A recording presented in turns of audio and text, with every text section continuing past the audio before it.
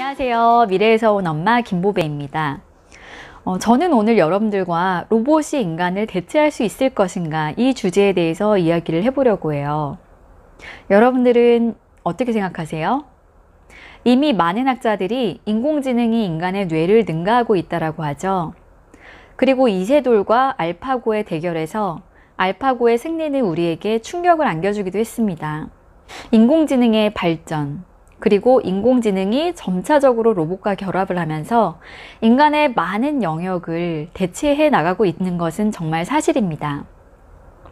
그리고 2030년도에는 현재 일자리의 약 49% 정도가 로봇과 인공지능으로 대체된다라고 이야기를 하기도 합니다.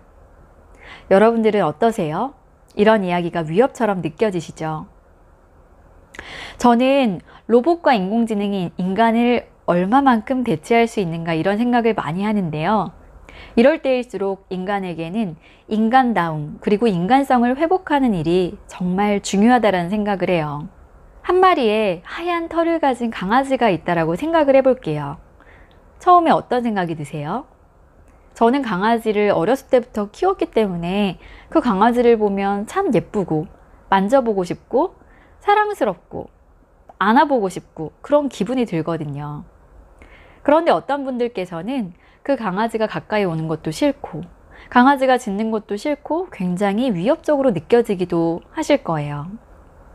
자, 이렇게 사람마다 하나의 강아지를 보더라도 느끼는 감정이 다 다르죠. 아무리 나이가 어린 아이라고 할지라도 고릴라와 흑인 남성을 착각하지 않습니다. 그리고 개와 사람이 다르다라는 걸 인식하죠.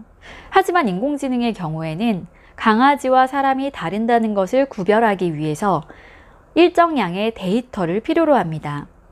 그 축적된 데이터가 어떤 것이냐에 따라서 인공지능은 흑인 남성을 고릴라와 오해하기도 합니다. 그렇다면 오감 교육이 왜 중요할까요?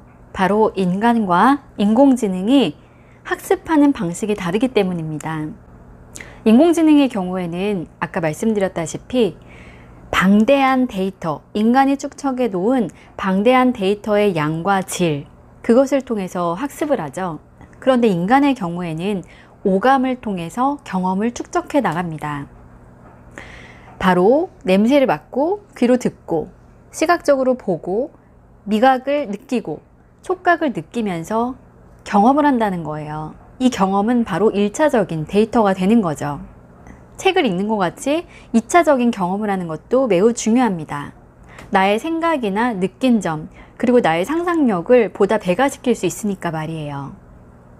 그래서 저는 아주 1차적으로 오감 교육이 중요하다는 말씀을 드리고 싶어요. 인공지능과 인간이 데이터를 축적하는 방식, 그리고 학습하거나 경험을 쌓아가는 방식에는 큰 차이가 있죠.